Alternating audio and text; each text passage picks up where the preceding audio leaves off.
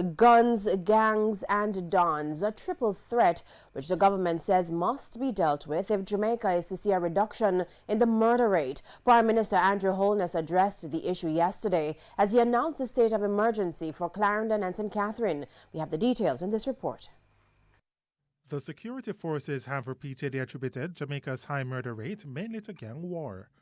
But Prime Minister Andrew Holness says in addition to killing each other and whoever may get in the way, gangsters are also constantly recruiting new members from communities. Mr. Holness explained that gangs present themselves as protectors of the community and as legitimate business operators providing help for families in need. But he's warning parents not to be fooled. They're criminals, that's what they are. And they prey upon the communities. They prey upon your children. They literally recruit them.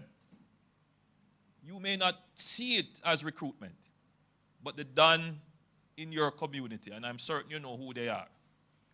They see your son going to school, doesn't have proper shoes, doesn't have lunch money, and all of a sudden they are providing them with lunch money and clothes and bringing them to places. It's understood that the recruiting extends to investing heavily in some young people with the expectation that they will work for the gang in the future. Some of the criminal enterprises are so sophisticated that they look for the brightest, pay their school fee, and encourage them to join law enforcement, to become lawyers. That is the level of thinking that some of the criminals are doing now. They want to know the bright ones because they want them to help them with cyber crimes.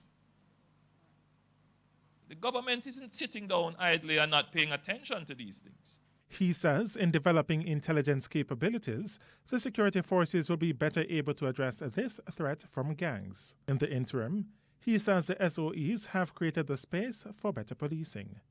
In addition, it has given greater capacity to regular law enforcement to do regular law enforcement. So they are doing more community policing, and I want you to take a look, if you get a chance, at what is happening in Salt Spring. They are doing their search and recovery of firearms. They are doing public order operations on the streets of Montego Bay. So it is not a substitute. It helps. O'Shane Masters, TVJ News.